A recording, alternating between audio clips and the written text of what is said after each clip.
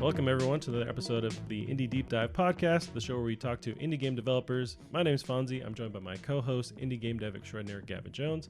Today we got to talk to an indie dev out of the UK. His name is Luke Kiedron, working on many games. He has Paradox coming out soon, and here's that interview. I'm sure you can't see me, but you're not missing much. Okay. that's fine. We'll use our imagination to, I picture a six-pack and you're by a fire. Well, I actually used to be in pretty good shape. I used to do a lot of bodybuilding, but not for some really? time. Oh yeah. I always, dabble in it, and I never fully commit to, getting that summer bod. But one day, that summer dad bod is still summer bod. Yeah, you know what? Dad bod is not popular. So. Well, true. I was never one of these guys who, well, not for long anyway, like they keep their chicken in Tupperware boxes and have a meal every 2 hours, that kind of thing. Yeah. Yeah, I was more the old school kind of approach to it, just eat well and do a lot of lifting. Right. Actually, just before we were started calling you right now, we were talking about that process of eating eggs in the morning or for protein that was kind of synonymous with bodybuilding, or like Rocky movies kind of popularized it. Oh, you're thinking about drinking eggs? Drinking, yeah. Sorry, so just straight drinking eggs. Yeah. Did you ever try that? Yeah. I used to. I used to take it one step further. I would crack the eggs into my mouth. Whoa, that's like some. But you that's can't some get rid of badass. the shell at that point. Like that's. Well, it was, it's a washing up. Yeah. It's one less But- dish to do. Did you also that's the one. But did you ever start a match Yeah, off yeah, your carry on. beard too? Like, I feel like that's another manly thing right there. The what? I did once try and crash a beer can against my head. Does that count? Oh. Yeah. Yeah. I mean, there is a trick to doing that I did that- properly. Oh, with the lighting the match off of your beard? Well, Oh, lighting a mat. Oh, I was talking about the beer can thing. Oh, gotcha. the trick is to drink the beer first. It helps, but it's not as cool. Well, there's as... you put a little indentation spiral on it, so Oh. it'll just crush. What? Yeah, it's super easy. Oh, I never knew that. No, I was. Oh, you learn something new every day. You're going from the back. Like right into the soft spot. It's fine. Yeah, there's a lot of those tricks like that, like like tearing a pack of cards in half, that sort of thing. Oh, sure, yeah. You've got to sort of squeeze the cards a little bit so they kind of come apart in the center, and then they don't give as much resistance when you tear them. Mm. This is possible? Yeah, It's the same one. I've heard of it, but I've never Apparently, I've tried it myself, but that's how they do it. It's the same for ripping a phone book in half. Right. Oh, that just one I finding knew that, about. that actual spot to I see. Yeah.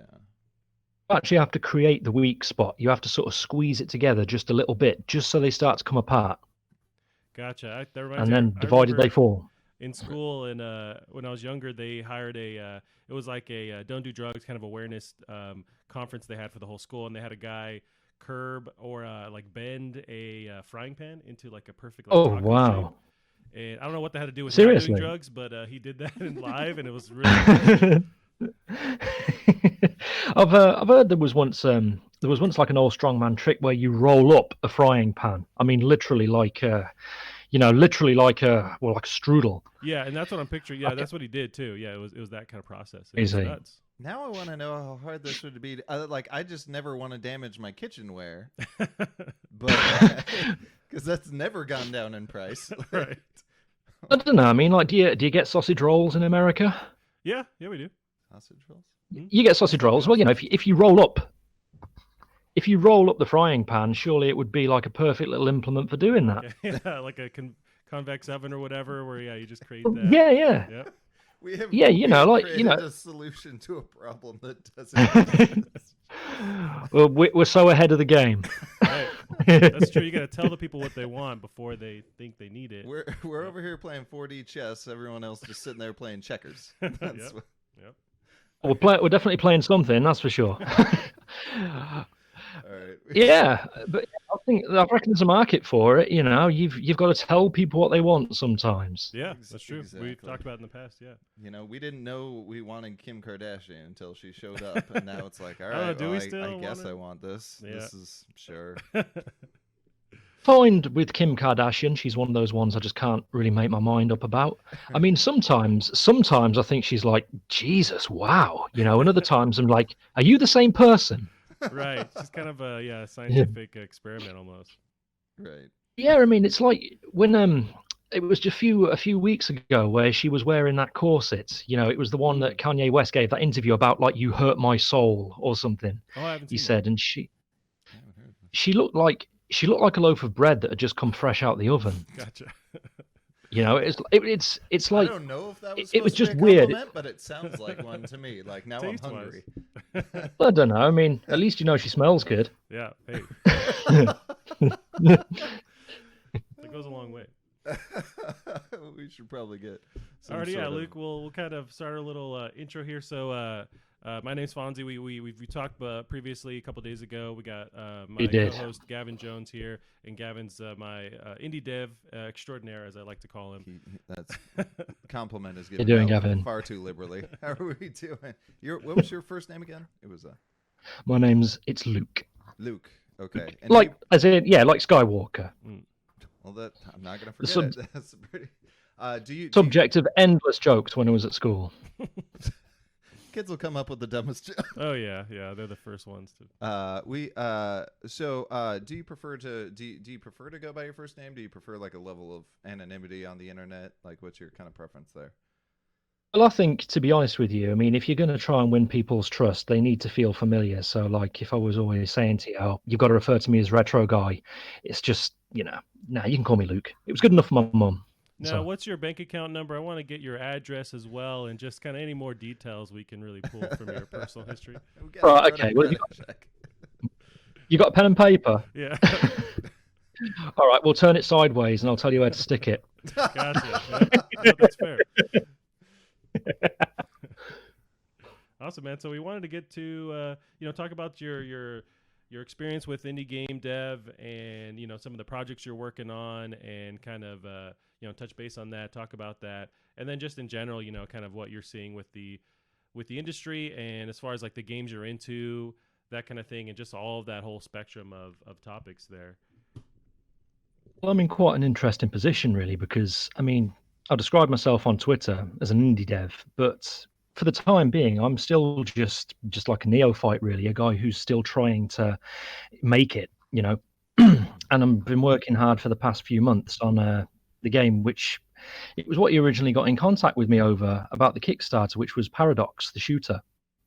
I'm not sure how much of the content you've actually seen on that. Yeah, so I've seen the YouTube stuff that you guys have posted there. And prior to that, I'd spent a few years working on a game that I was hoping to franchise one day called Celesteel, which Yeah. was based on my childhood love of cartoons. If you think of things like Thundercats, He-Man, sorry, I was going to almost said Megatron for a minute there. God, I was getting carried away. No, but all that cool stuff from the 80s. Those are the sort of things I used to watch when I was a kid growing up, and I had all the toys, and the posters and those things. And as an adult, I was thinking, wouldn't it be great if we could make something like that again? So that's what I was trying to do with Celesteel. I think you nailed that particular grade of artwork for those characters like perfectly, especially with like the like scorpion looking guy and the Oh yeah. like that's like ripped out of a time warp, and the guy who kind of looks like he's like half like you probably wouldn't have got the show, but like American Gladiator. Oh, that's Tragus. I kind of got the inspiration from him from a load of different sources. I think first and foremost was Apollo Creed in the Rocky movie. But also he began because I don't know if I've ever told you that these characters are all based on the signs of the zodiac. Oh, now I see it. Oh, interesting. That's You ever really pick cool. Yeah, that's okay. You got the scorpion. Yeah, I gotcha. I mean, some of the signs were easier to work with than others. I mean, like say Leo and Scorpio, they're Sure. pretty obvious. Right. The one that's Taurus, you can probably see straight away. Right. Yeah. That But was. like Libra, the scales, and the water carrier, they were a little bit trickier to work with. But when I was thinking about a guy carrying water, I thought, well, what if he had water tanks on his back? And then we started working with this diver idea, and he just developed from it. Gotcha. He just looks very personable. Like, I feel like this guy would just be at a party I'm having. Like he's there. He's not gonna like leave a mess, or he may be the one that washes the dishes, because there's always that one weirdo at the party that we love having there, Right. that just does dishes. his armor does have lots of water weapons in it, so he probably wouldn't even need a sink. You know, you just hold up the plate and. See it But yeah, swirling I mean, around his head like some sort of weird hybrid washing machine. There we go. but I mean, you say that he looks very personable. I actually kind of based his character on George Takei. Yep. Oh, So interesting. Yeah, I can see that. that's why he's got that look of like an older Japanese man Yeah. to him. Gotcha. I see that. That's awesome. He's also the scientist of the team. Gotcha. So later on, as it rolls along, he'd be the one who's like making their special vehicles and things, bits and bobs. Oh, right, because You've always got to have one. yeah, you gotta have somebody. You gotta have that like is it Reed Richards kind of character who's able to Yeah. create. I looked into some of the details on this project. You guys really were thinking ahead where if this were to take off, create some like toys, comics and or like cartoons. You guys are really using this as a branching point or leaving that door open where it could really expand into a deep world. Yeah, and I think it wasn't just. I mean, it wasn't just for the sake of just throwing ideas out there. It was also a lot of because I like to do a lot of what ifs for people. Like you can come out with a nice idea, but it's like when you go to a job interview, they'll say, "Where do you see yourself 5 years from now?" That kind of thing.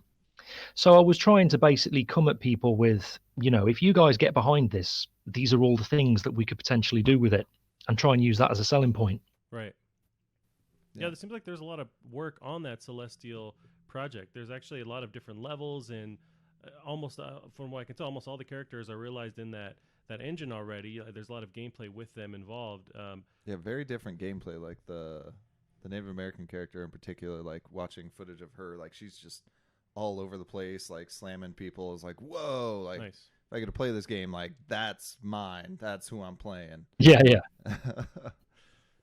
It's Well, of course, the problem was with having so many ideas is that we didn't really take enough time to tie it all together. And being a first-time indie dev, you really, you should be trying to keep it simple just to sort of get yourself out there and get the ball rolling. And so I suppose the problem, what we did wrong was kind of coming out all guns blazing and not really with, not taking the time first to lay the ground that we were going to try and build up from. So sadly, that's now had to go on the back burner because we're at a stage now where we just can't really continue we don't have the support. right. It's it's not easy. It's not easy to say that, but I mean, it's anything but, it's not abandoned. We just can't carry on with it for now. So hopefully with a bit of luck, if we can, go back a few steps and try again with something simpler, like what we're doing with Paradox, hopefully we'll get more people on board with what we're doing, and then we can go back to it. And I feel like that's kind of like something that everyone kind of has to learn at some point. It's like going out and making your first project your what's the word for like your ultimate mental ambitious or creation. I know what you mean. Like you want to go out and make the next big MMO game, just something crazy, and it's going to make billions of dollars and all that. But you've never made anything before, so how would you know? Something. There's a word for it. It's like your ultimate, like your greatest idea. And like trying to make, I forget, like that was. There's probably a proper term for it. This is gonna bug me for the rest of the interview. I'm gonna be silent as it's I'm Kim thinking Kardashian of is the word you're thinking of. It's You're trying to make Kim Kardashian's booty, and yeah. I mean, can you make perfection again? I don't know. Can you master it twice? But Only God can make a booty like that. Yeah. And that's I think that's everything, but it seems like you're taking it with like a very kind of healthy stride. Certainly, and I think getting the shooter, that's gonna work. So I think that's gonna work really well, especially with your sort of strengths. It seems like in art direction and kind of having that classic arcadey gameplay. That's gonna fit just so darn well. So something I would love to kind of roll out for everyone kind of coming in. I know I had a little bit trouble trying to piece together your not resume but portfolio. Online and kind of get a timeline. Could you kind of explain your timeline with games and indie games in general? Being in the ones that I've worked on or the ones that I've played when I first discovered the scene? Yeah, kind of just the whole thing. Like, if you've been working on if you worked on other people's stuff, like what kind of birthed you to kind of where you are now with indie games? Well, when I originally, I think it was about somewhere around the end of 2015 when I first decided I wanted to just take a shot at pursuing Celesteel. I'd had it in mind for some time prior to that, but only in like notes and little sketches, bits and pieces. And I was quite new. I was quite new to the whole idea alone of indie dev, let alone actually thinking whether or not I could actually do it. And I remember finding a website. It was Pixel Joint, I think, where you've got a lot of independent artists showing their stuff. And I was thinking, well, some of this stuff's really good. I'd like to see how one of these characters, one of my designs, would look professionally drawn. So we started there, and they just look. I mean, it's just so exciting for the first time to see one of your characters done as a game sprite, because as well as all those cartoons and toys I had as a kid, I was very, very keen on my Mega Drive and my Super Nintendo a little bit later. So when you actually see your characters realized and they look like the games you used to play, suddenly all these possibilities are like, wow, what, how far can I take this? And that was basically where Celesteel got rolling from. I was never really looking to make a game until it started to come together. It just sort of happened. So this really is your Celestial. Really was your first game you've ever worked on. Pretty much, yeah. And I say that's kind of why maybe it was a mistake to go with something as ambitious as that without a good plan, to begin with. Right. It, But you make mistakes. mhm. It is kind of impressive though, because you. So how long have you been working on Celestial? Well, since it would have been, I say, right at the end of 2015, so I'd be going on about 3.5, going on for 4 years now, I'd think. So that's something that it kind of seems like you guys have something that I think is particularly rare with people starting out. Is I always found, at least advice I've given to people is kind of working up that endurance. Right, working on games is hard, it's stressful, and you kind of work up that endurance. So most people, they'll go in for a big project like this, and they'll go hard at it for a couple of months, and then just kind of get burnt out or quit on it. So the fact that you guys went 4 years, that really speaks volume to kind of just having that natural endurance, and something that most people don't have. Like I know it sucks when you kind of have to change gears after 4 years of it, but that's still something that's so rare. Is it kind of difficult, like managing the team with all that? Have there kind of been change outs with the people working on it throughout that time because of factors like that? All the way, and all the time. I Yeah. mean, I've lost track of the number of people because I mean, when I say we're a team, it sounds like we sort of sit in an office. We're not. We're all around the world and we Right. network together. But and I tend to head pretty much everything. And so I've lost count of the number of people who have come and gone over the years. But there's always that handful that stick around, because they find you easy to work with, you get along well, and you all appreciate each other's talents. And what you said about how some people will go hammer and tongs on their project for a few months and then give up, and we've been doing this for years. Something I always come back to, and I talk about this on Twitter a lot, it's passion. You've got to believe in what you do. And it's because indie dev is just so difficult, and you'll run into so many roadblocks and there'll be so many stones in the road. It's very easy to want to give up, but to be honest, no matter how many challenges I've personally been through, the thought of quitting's never crossed my mind. I mean, if it wasn't because you guys have commented on the content that we've produced, and you've been very flattering about it. I look at these things and I think, this really does look like it can go somewhere. This is worth sticking with, and that's just what's kept me going for all this time. Yeah. And I think the team feels the same way. I think it's certainly also Sorry. that it's got something about that flavor of it. Like I feel like not only would you have people that normally play these games playing it, I feel like you'd have people that maybe don't normally play games playing it, because it makes me think like I can bring non traditional gamers to an arcade, and they'll Oh, yeah. still play. And this makes me just think of like that, like Simpsons, like, yeah, let's go up and play the Yep, arcade, like the arcade. game. So kind of switching gears into your new shooter, how is that? How has that kind of been compared to your current project? Are you feeling like a little bit more relaxed with it? Is it a bit more demanding because there's that much more emphasis on the art? How's that? Not really, no, because Paradox, and I'll explain to you how it got that name shortly. This is something I don't particularly like talking about, so I won't go into too much detail on it. But sadly, I've suffered mental health issues all of my life, and most notably, I was diagnosed a few years ago with Asperger's syndrome. Oh, okay.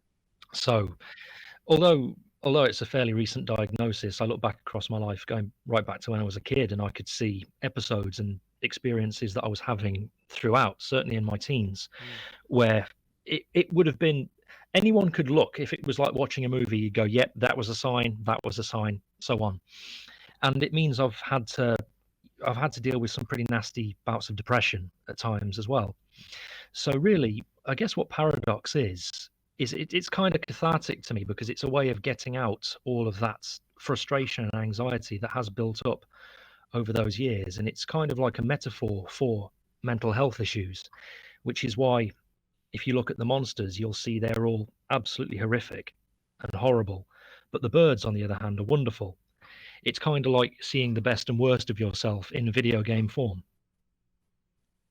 That's really cool. Does that make sense? Oh yeah, I'm drawn to those stories, and really with indie game devs, it's like you'll see a game on the surface, which maybe is a callback to like a certain style or era of games, but behind it, the creation of it is it's often these deeply personal stories. That's why you create this art in the first place, is you have the backdrop of a story or something you want to tell, and then you kind of wrap it around this gameplay there. But yeah, that reminds me of I don't know if you got to play this game recently called Celeste. It's another 2D kind of platformer with a pixel art base to it, but it's also wrapped up in this story of mental health, of progression, of breaking through like anxieties and self doubts. And I don't know if you've got to play that, but that was really good. Just for the story alone, but also the gameplay as well. I've not heard of that one, but someone was recently telling me. I highly forget the recommend title. that. Celeste. I'll definitely have to have a look into and it. it's on everything now. It's on PC, console, everything. On your toaster. Yeah, it's on the So- toaster. Now that's really cool that you're wrapping, especially with Paradox, you're wrapping that story around something that's super personal.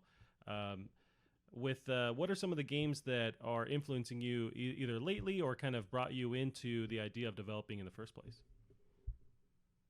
The idea of using birds as the character, I don't know if you're familiar. It was an early 90s game on the Commodore Amiga by Psygnosis. It was called Agony. No. One's familiar with you. Can you Google that real quick? Oh yeah, I'm gonna. This Google sounds that. so Look, familiar, but it's not like. I think it's going to be one of those ones you'll see it and you'll go boom, immediately you'll remember. On the Amiga, let's see. I got Agony coming up here. Remember the company Psygnosis? They were represented by the owl. Possibly. Maybe if I seen there. Okay, that owl logo does look familiar, but it's very much like a cartoon, like a Disney cartoon, kind of come to life kind of thing. At least on the backdrop and the artwork. Oh, interesting. See it beating its wings. Oh yeah. Gotcha. Yep. So it's flying right now. It's using that kind of sound blast attack. That's pretty rad. Oh, wow.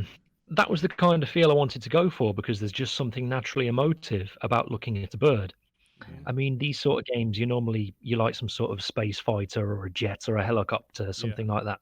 Mhm. But playing as an actual animal, I just think you establish more of an emotional connection with what's going on the screen. Certainly when the enemies look the way they do, and that's one of the game's big selling points. It's kind of feels like you're playing John Carpenter's The Thing, but with you as a bird. Yeah.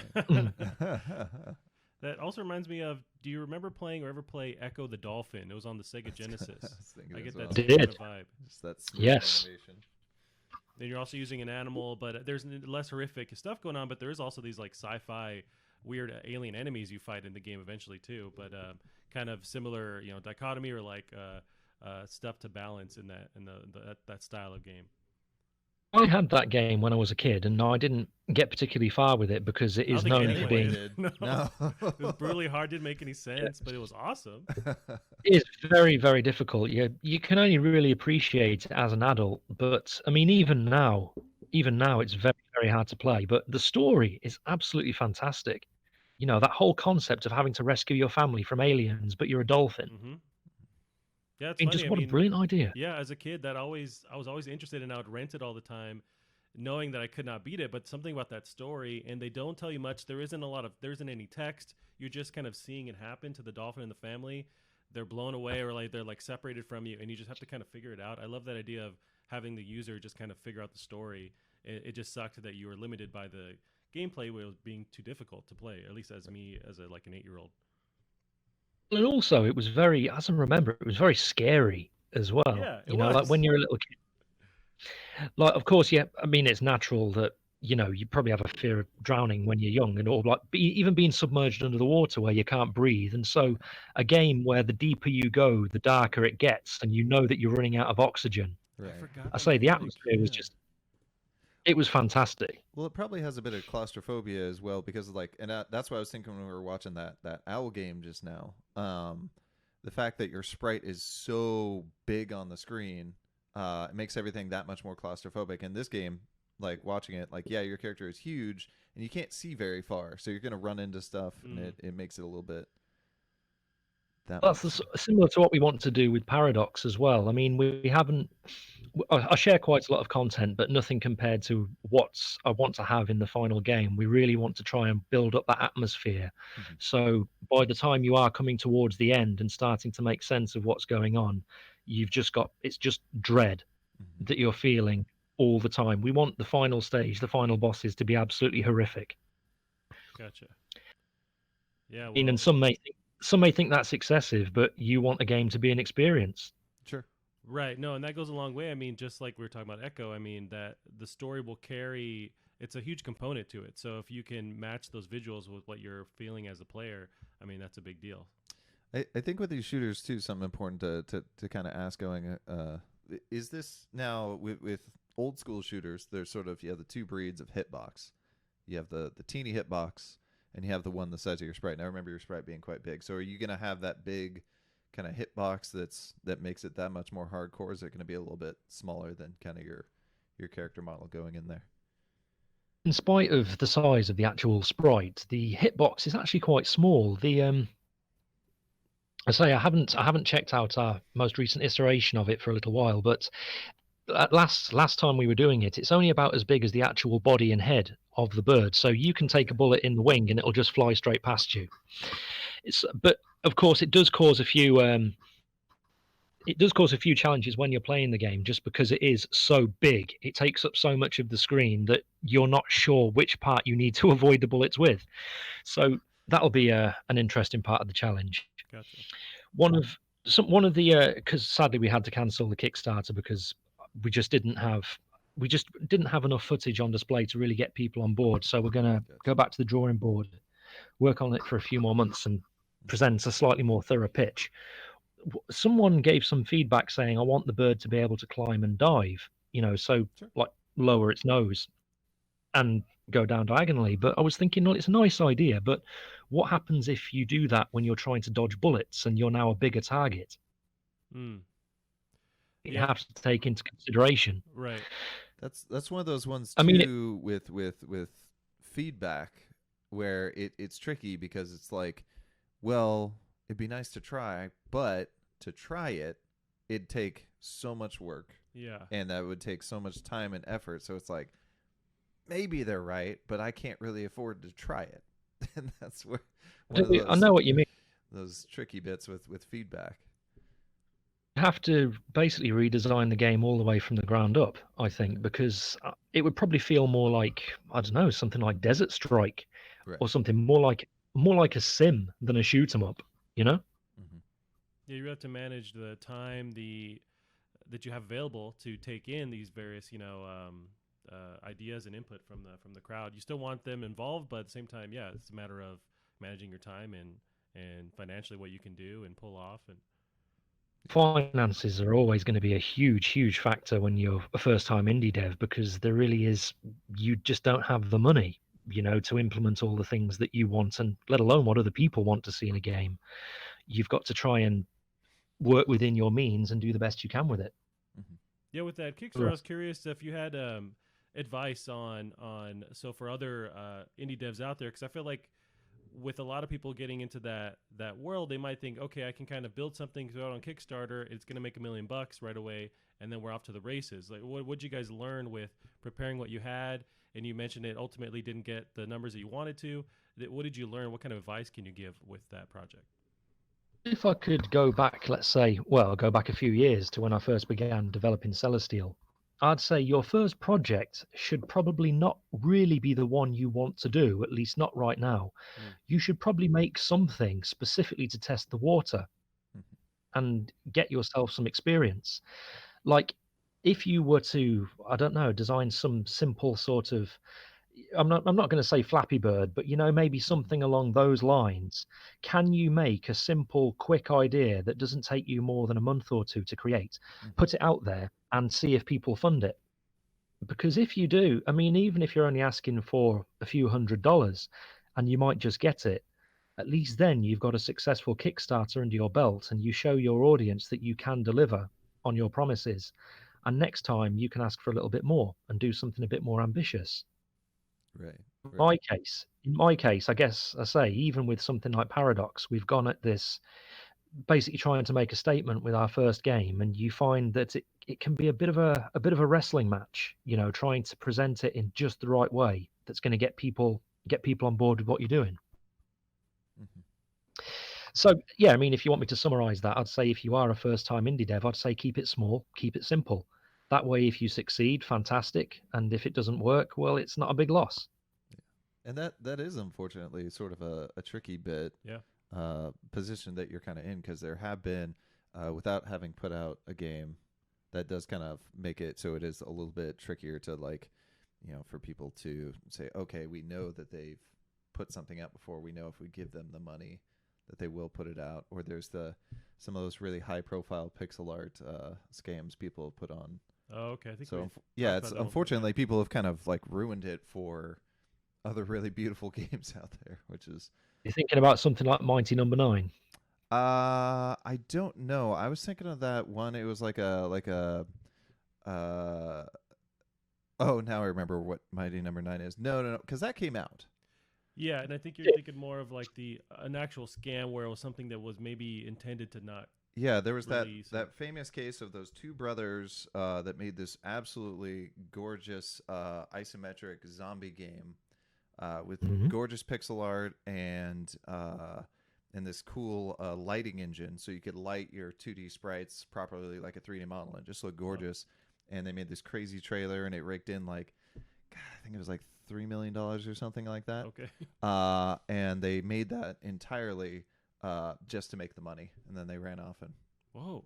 And they got they were in the news too, because they were in California, and California has squatters' rights, so they got an Airbnb and refused to leave. Oh, so they're just pieces of shit. Is what they're absolute pieces of shit, right?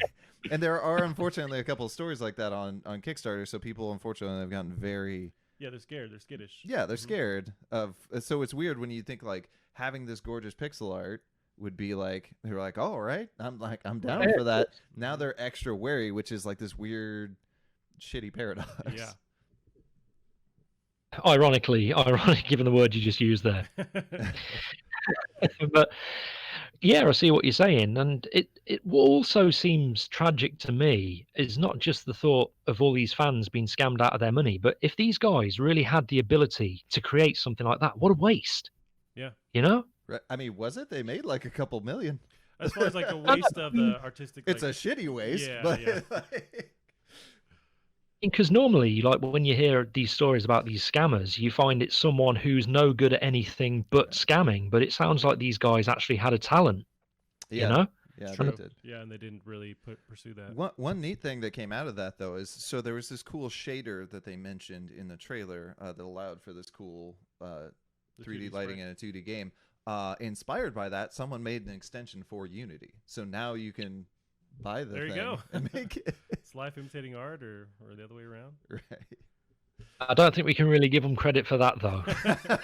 I'm sure they'll try and get some credit. They'll They'll come out ju- of their bed and breakfast. I think or they whatever. may be in jail now. I don't know. Hopefully. But, And also, I say they've cut their noses off to spite their face, really, haven't they? Because having all these artistic talents, and who's going to work with them now? Yeah, I guess Nobody. they maybe Yeah. their plan was a cut and run, but yeah, you're right because they had an idea there that they actually could have created something there, but they decided just to cash out. yeah. And you can't live in that bed and breakfast forever. Well, maybe they can. We'll Yeah. see. Well, that's It could be a really good bed and breakfast, yeah. yeah. It's those weird squatters' rights. I don't know the legalese on it. It's kind of a so going into your this is your first game you ever worked on. What is kind of your role in the team exactly? Well, there's a lot of stuff I do. I mean, I didn't want to just become the ideas guy, the one who goes, well, here's this, and this, go and do it. I don't have any sort of finishing abilities myself. Like I can't draw to a professional level. I can't compose music to that level. But what I am good at doing is creating like the basic sketches, the animations, the concepts upon which then goes to the next step to be finished. So I mean, like a lot of the animations, you say you've watched some of these videos of Celesteel. I create the basic animation frames, which a lot of the time I'll do. Sometimes I'll do it through photo bashing. Sometimes I'll just sketch it, use stick figures. Sometimes I use I use motion capture as well, which a lot of people don't realize you can actually do for two-dimensional games. And once the frames are all in place, and I turn them into what I call gingerbread men, which are basically just the silhouettes of the movement, and you'll understand why I call them that. Mhm. If you think about just the outline of a man Sure. So it's making a just motion, I call Yeah, making it correct. yeah, the gingerbread. It's the No, usually. Go ahead. Then I'll pass those on to Cecilia or Piotr to get the final sprites out of, and it's worked fantastically well up until now.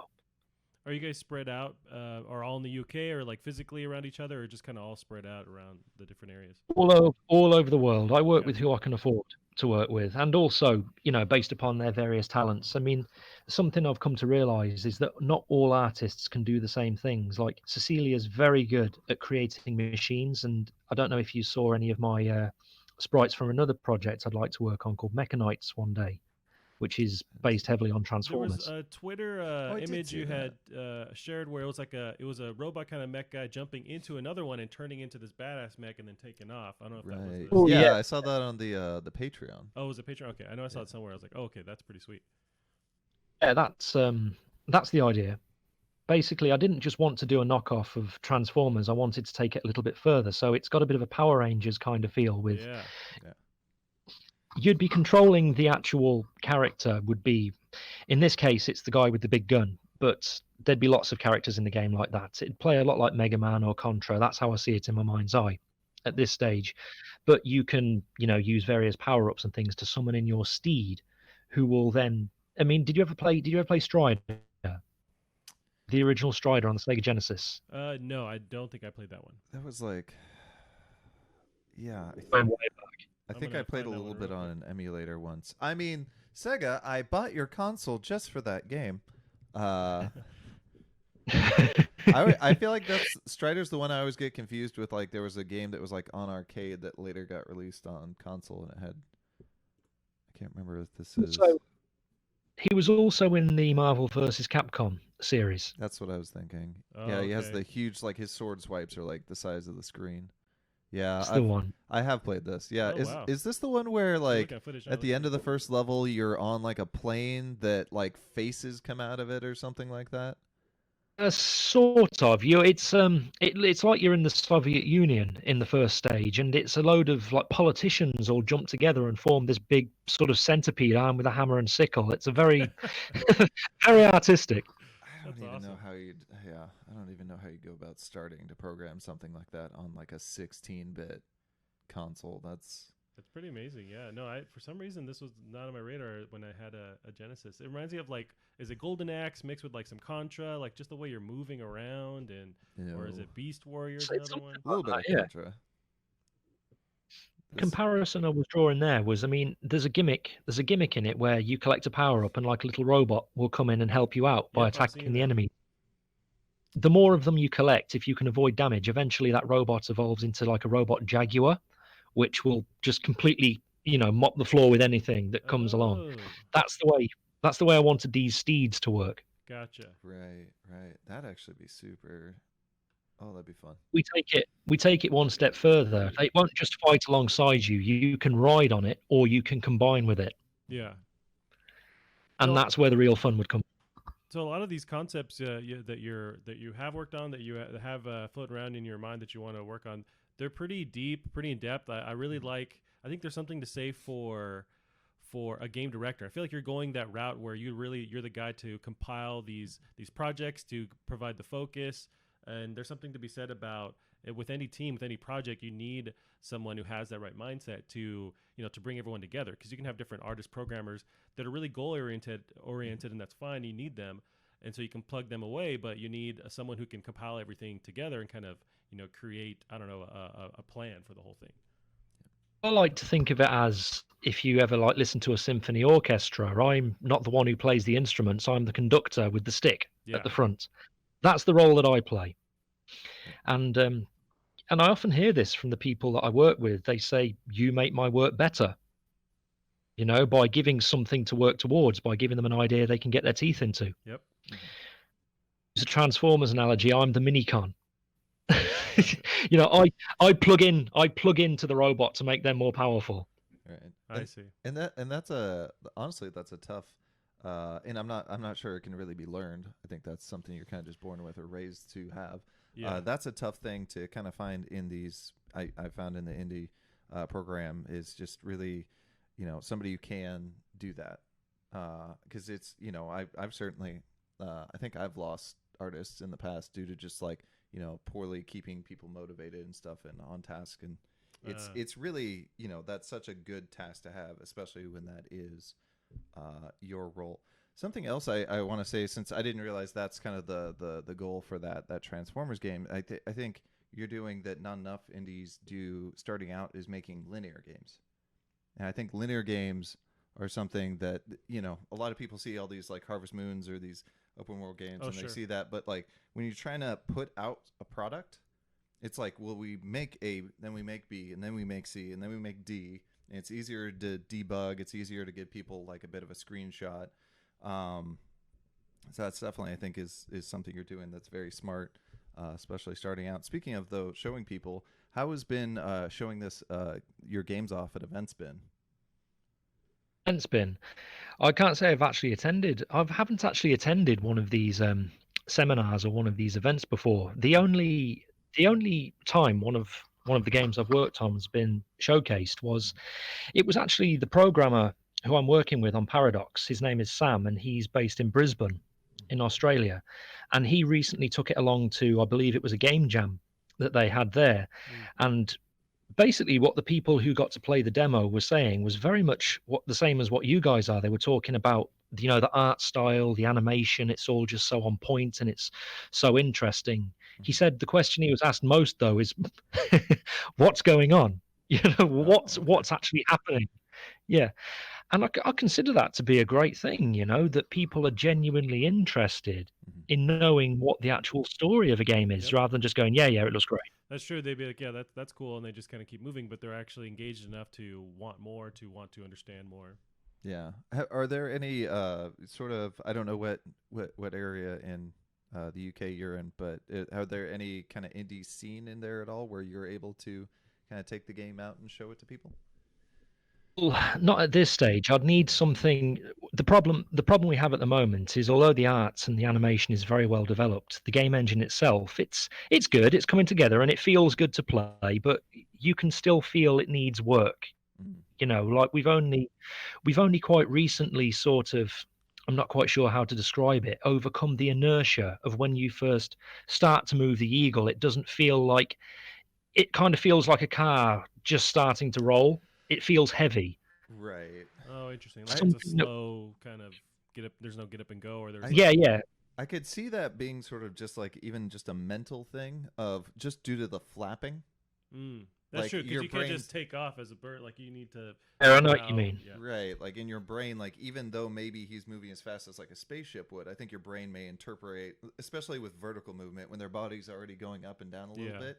If you press Yes. up, even though he's moving up, if his body goes down on that first frame, it's like, what? I didn't Now, press the down button. Feel bud. free to use our movements as an animation backdrop Yeah. because we're pretty expert on interpreting these bird movements. Maybe put you in a wrestling crowd or something. Wave your arms around. Yeah. I'm just like, This game truly is. Yeah, madness. we have since overcome that, and he feels much better to handle now. But for a few weeks, that was quite a problem. You've got to this style of game. Certainly, when the enemies are jumping all over you and firing bullets all over the place, you need to feel like you're in control of what's going on. Yeah, I wonder if with I the think- game jam thing you mentioned, Gavin, even if you feel, and I wonder that's a struggle too as a creator. So you feel like, okay, it's not ready yet. I need to manipulate this, adjust that. But sometimes just getting into people's hands, even if it's not in the state that you mentally feel it's not ready for, getting feedback, early on or along the way is a pretty big. It's a benefit, right? Although you don't want to show it off when you don't have anything or it's really not ready. But at the same time, I wonder if you can kind of put hurdles on your own mind, telling yourself, oh, it's not ready, I need to do this, when really if you get into people's hands, they can just kind of give you feedback in real time. I think there's a. I saw a video on this quite recently, and it was called "Fail Faster," Oh, yeah. where basically it's saying you need to sort of run up against the roadblocks as early as you can, because it's only in doing that that you will learn where you need to go next. Yeah, that's very true. I guess it's a bit like trying to find your way through a labyrinth with your eyes closed.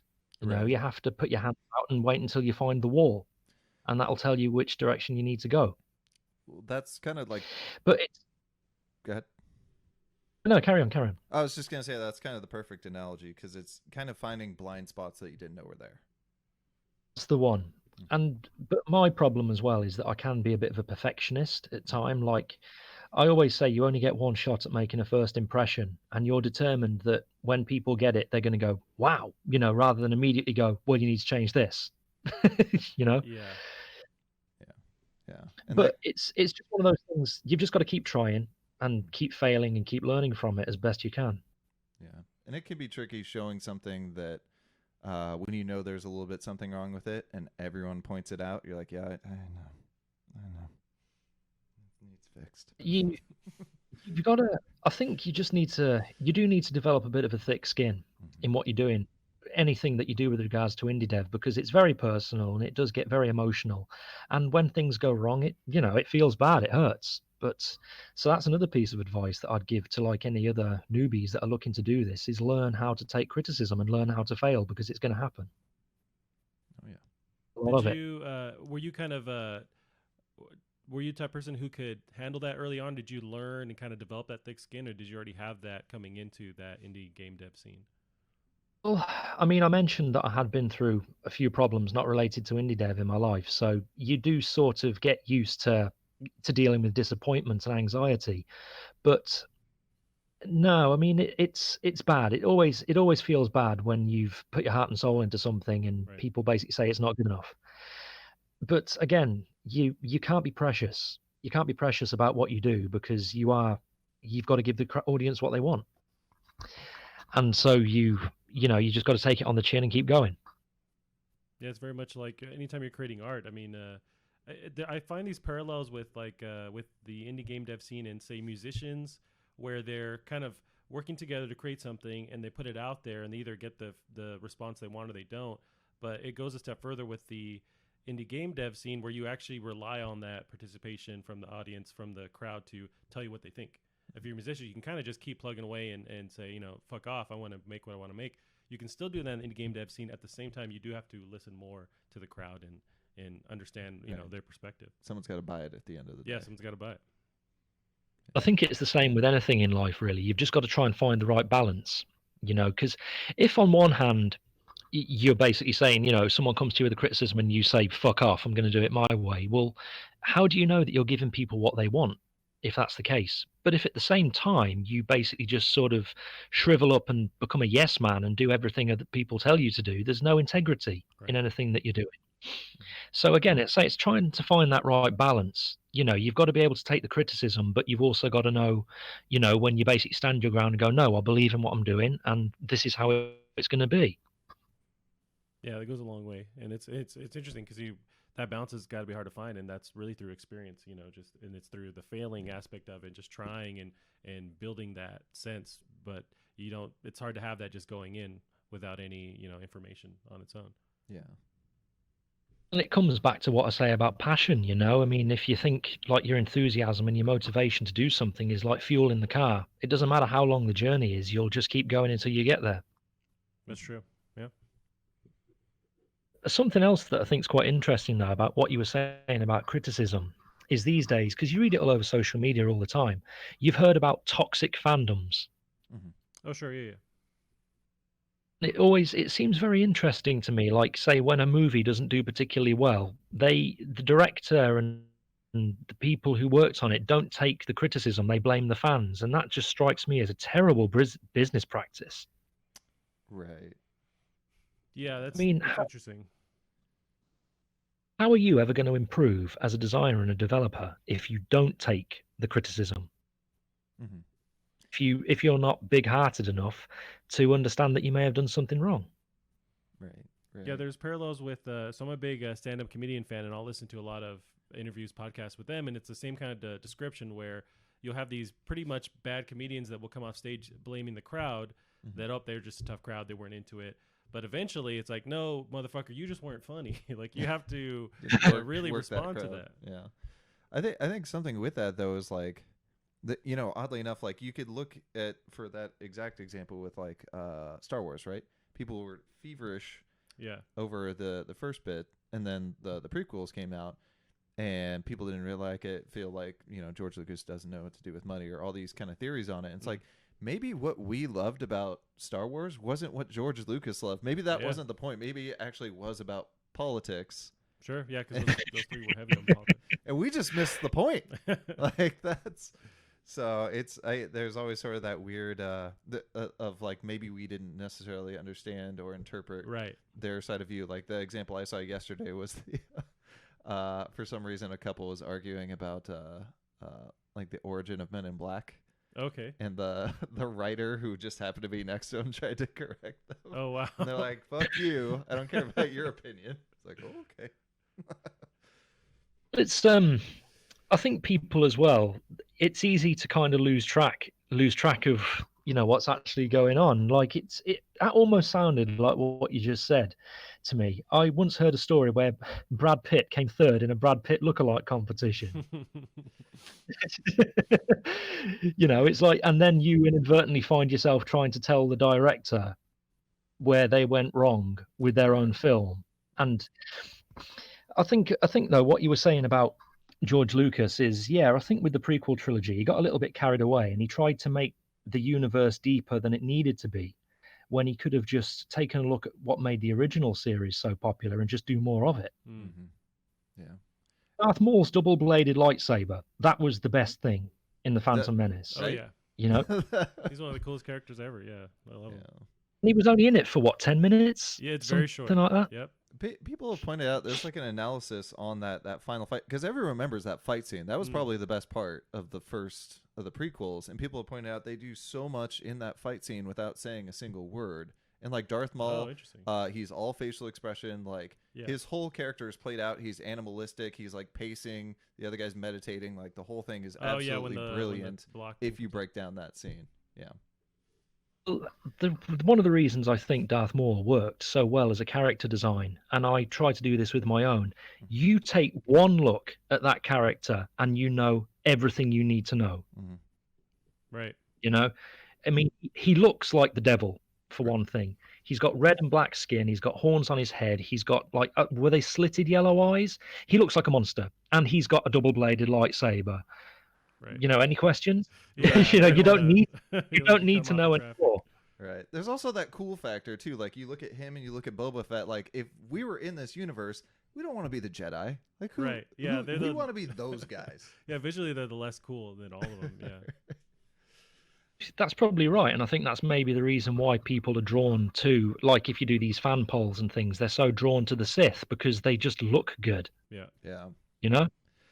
Uh, I mean, I'm not overly familiar. Pardon me, sorry. I'm not overly familiar with the comics, but I mean, I'm aware there's one that's Darth Nihilus or something, who is basically just a ghost in a mask, and Oh. he's the most amazing looking character. I'll have to check that out. just Maybe he's, yeah, oh, you'll see what I mean. Yeah, it sort of sounds like you said Darth Nihilist. It's just Oh, he's like, It's- hey, it's not worth fighting, man. just some guy who just doesn't believe in anything. Yeah. It's just like, yep.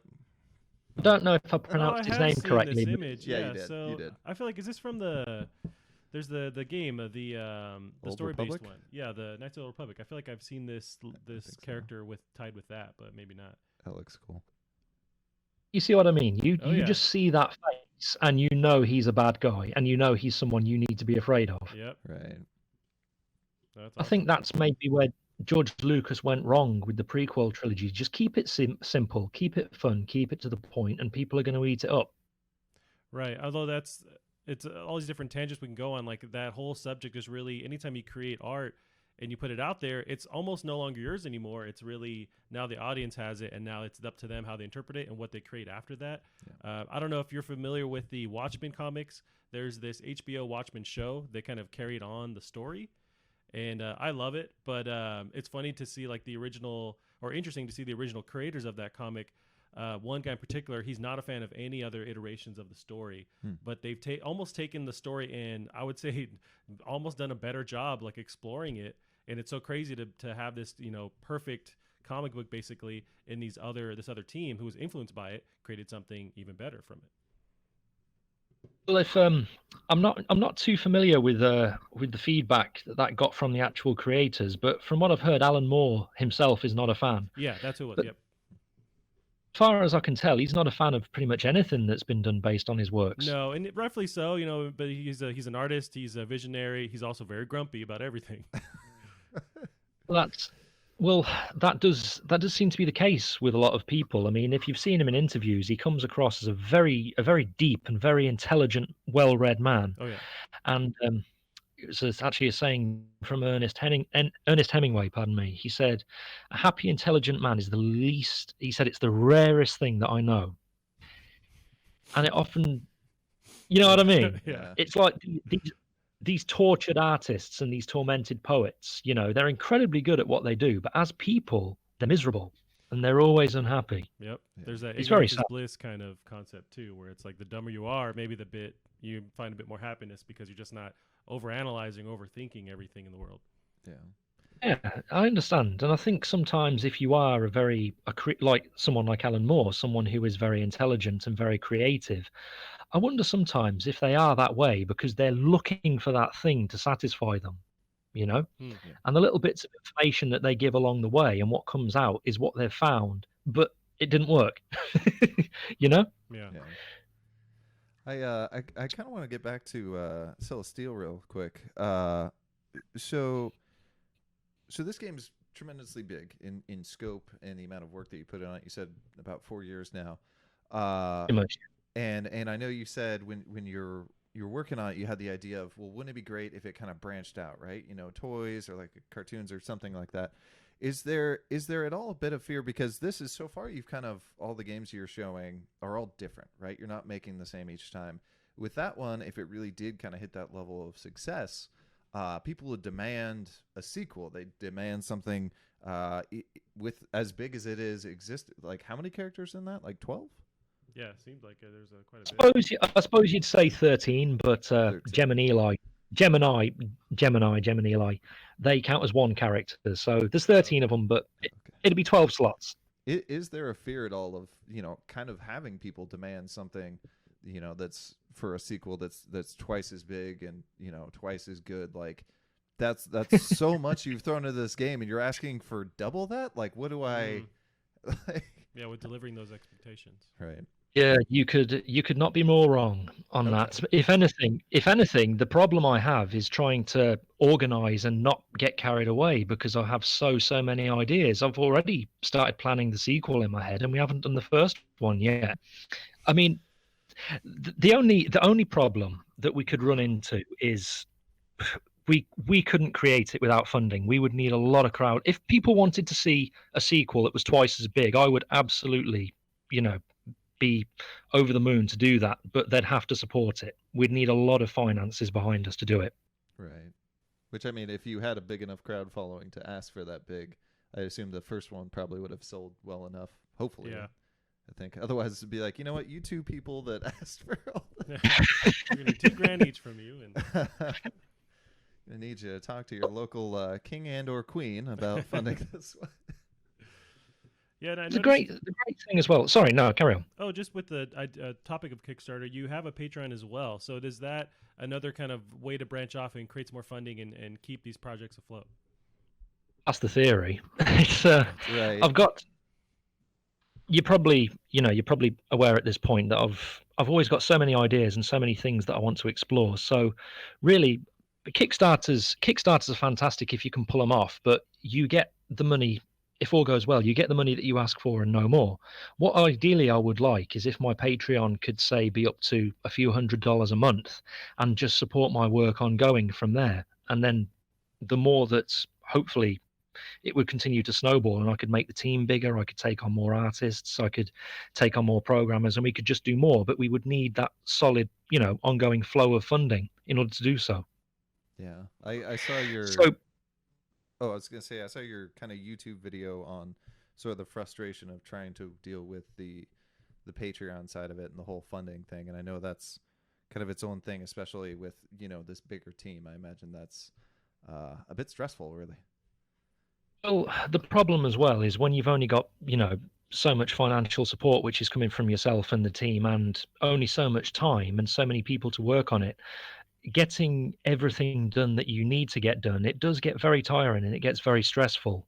I mean, successful promotion is a job in itself, and yet we're trying to do that at the same time as developing games, testing them, coming up with the artwork. It's difficult. It's a big stretch for a small team to try and tackle so much all at once. Yeah, the marketing aspect is huge. Just getting the name out there, whether it's promoting a Kickstarter, promoting a Patreon. Where are you finding the most attention from? Is it through Twitter, through other social media? Where are you seeing the best results when you're trying to market this stuff? It is Twitter, I've got to say, just because I think it's the biggest social network in the world at the moment. And although a lot of the stuff that I send out doesn't always get the response that I was hoping for, it's a little bit hit and miss. On Twitter, it does generally tend to be across the board a lot better than the other sites that I've tried using. So really, I think you need to learn, myself, need to learn how to use social media as effectively as possible because it's the best way to connect with your audience. Right. And I mean, that's why it's such a tricky thing. That's why people hire a full-time person for Yeah. it. It's like, it's such a strange and mysterious thing. It's changing, and there's Twitter's- trends and fads, and you really have to devote your entire time to constantly updating and sending stuff, or not too much. And how do what's the right post to make? Yeah, it's a whole. Well, that's why game studios and such have PR departments. These people don't produce the actual goods themselves. They're the people who communicate what is being produced to the audience, and hopefully they'll be getting feedback and sending it back to the developers themselves. You need to do more of this. You need to do less of this, so on and so on. I mean, look at how much money gets spent on promoting films these days. Oh yeah, huge budgets. Millions and millions. It's absolutely crazy, and politics as well. The campaigns run up an incredible amount of money. So as I say, even just being the middleman's a huge business today.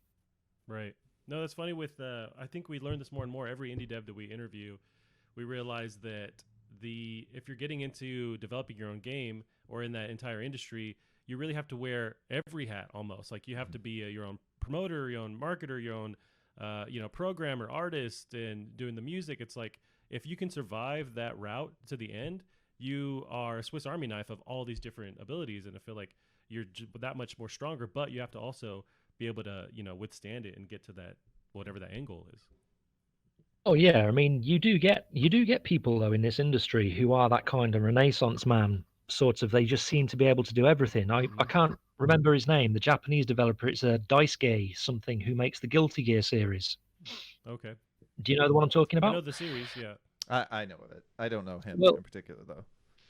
Well, it's just crazy the amount of stuff the guy does. I mean, he designs the characters and he paints the art, not all the artwork, but like the portraits and the concept art for them. He produces the soundtracks himself. He works on like the promotion and all that. I'm thinking, how many hours does this guy have in the day to, Yeah. to be able to do all that? He works on the I really envy. soundtracks. Literally, like if you listen to like any of the Guilty Gear soundtrack, you'll hear this wailing electric guitar. That's him, Nice. you know. And again, and this is like, and it's not like just some guy sitting in his bedroom. This guy knows what he's doing. This guy understands composition. And I'm thinking to myself, how can one man have so many talents? Right. Yeah. They're the kind of people I envy. Yeah, although with that, there's also, I think, a balance or a sacrifice where you don't. I'm sure he's not maybe fun to be around with, or doesn't have like a big social life, because it's like you're putting all your time into this vision, and you just don't have any time for anything else. And so you have to decide like what's important to you. Do you want that part of it, or do you want to just follow this vision and see it through? But I think you do give up something when you kind of have that mindset. I think my limited experience being around people that can kind of do that is that you find that it does like this promoting and being on Twitter and stuff does kind of intersect with your life a little bit. Like being out at parties with these people, and they will be tweeting at that party, or they'll be taking selfies and stuff. And it's like something you just have to have a group of friends or whatnot that can kind of support your. It's a lifestyle, really. Yeah. Which is a strange thing, but The thing is, we talk about you must like not have any free time left for anything else. But I'd imagine that if you are such an individual who can do all of that, and you say that this is your life, maybe that's what you want to do. Sure. Like maybe that is your passion. You don't want free time. You want to work on the things that you love. Yeah. And so these people might be working like some 12 hours a day or whatever, but that's what they want to do, and it's what they enjoy. And I think that's why these people are successful. Yeah, no, I battled with that myself, where it's like, how much do I want to sacrifice with my sanity or my, my friendships, my relationships, to pursue whatever we're doing here? But it's also like something ends up falling apart. You have to decide what it is, or can you balance it and juggle it enough to where everything is 100%? That's really not possible. So how do you manage it? And that's a thing I'm struggling with too. Well, I also think again, it really comes down to how much do you want it. Like Yeah. how committed are you to what I mean, if you were a professional athlete, for example, no one would think it was weird that you were going to bed at like 7 o'clock and getting up in like 3 o'clock in the morning Right. or something to train. It just comes with the territory. It's just who you are. And if you truly love the sport that you're involved in, you'll do it because that's what's necessary in order to do it. Yep. And I think it's exactly the same. I think it's exactly the same for indie dev, for movie making, for musicians, for the Steve Jobs and the Elon Musks of the world. This is your life, and this is what you want to do. It's what you were put here for. Yeah. No, I agree. getting a little bit deep there, but I think to these people, oh no, it's not. We're just It's not a level sacrifice. here. We're just we just want to look at the pretty pixels. Well, we can talk about your favorite flavor of ice cream if you want. Ooh, what do we? I figure you're a chunky monkey kind of guy. I'm not sure in the UK if you got different flavors over there. What's going on? Do you not? We get Ben and Jerry's. Okay, it's Ben and Jerry's. I mean, I've heard of Chunky Monkey, but I don't actually know what Chunky Monkey tastes like. It's We have an ice cream called Freedom. I don't know if you've had that, but it's pretty good. for free. We've got one called Tyranny. Okay. Yeah, I'd have to try that. It's just called Better Tea flavored. It's Nice. We've got one called Tyranny. I want this ice cream. No, yeah, I mean, I love the dipping into those serious concepts, because I mean that's just any kind of information other indie devs, or also like another kind of approach we wanted with the show was gamers to also understand the sacrifice that goes into all this stuff, and so they can kind of respect it more when they see a game that maybe falls short of a release date or comes out with these bugs, like really realizing the human aspect of it behind the scenes. I mean, it does sound a little bit deep when I was, saying things about you don't see it as a sacrifice if it's what you really, really want to do. But I also think if it really matters that much to you, it's almost like that's what really legitimizes the product. At the end of the day, it's not something that's pretentious or something that's fake. That if it is, and going back to what you were saying earlier about games that are based on people's mental health struggles, if they do it well, it's always going to be a little bit special because it's a genuine article. Mhm. I think, and not just something pretentious. mhm. It Well, can, it can unfortunately kind of have that double-edged sword. Like people have said that whole like if you do what the second take of if you do what you love, you'll then blur the lines between your professional life and your private life. So it kind of makes unfortunately kind of makes it when things go wrong a little bit that much more because they're intertwined together. yeah, stressful. Well, I mean, I suppose if you're someone who is married to your job or whatever, when things start to go wrong, that's probably like maybe it feels inside like the breakup of a relationship or something. It hurts. It hurts. Yeah. Yeah. So Luke, I mean, we've covered a lot of different subjects here. We'd like to not buy up too much of your time. We've gone about an hour here, so I think we'd like to let you go, but also give you the space here to promote whatever you want to promote right now. And then if you're into it in a couple months here, we can kind of come back to it and kind of see where you are, what's changed, what's going on. Absolutely, that'd be fantastic. Yeah, if you just want me to basically pitch, well, I think most people who've probably listened to the podcast know what I'm all about now. I'd simply say, if you like the sound of what I'm doing and you feel that I'm a guy who you want to get behind and support, well, you can find me on Patreon. Anything you're willing to pledge, anything at all, it's always going to be a big help, and maybe you can be a part of that snowball that's going to get bigger one day. Awesome. Yeah, and you're at patreon.com/retroguy. It's the one. Be the spark that starts the inferno. Awesome. Yeah. I don't know if anybody wants legally to be tied to that, or like just that's incriminating. Well, I'm not saying go out and burn down a building, but this just did. Disclaimer. Can that be our? That's gonna be our little gotcha text on the video. Yep, Just be like, find out why Retro Guy wants you to burn down a building. Right. That's our clickbait image there. Awesome, Luke. Well, this has been awesome. Really great talking to you. I'm excited to see the stuff you work on and how it develops, and we'll keep an eye on your Patreon for sure. Yeah. A pleasure, guys. Thanks a lot for the opportunity. Yeah, thank you. We'll sign off. We'll see you later. Thanks. Guys, have a good one.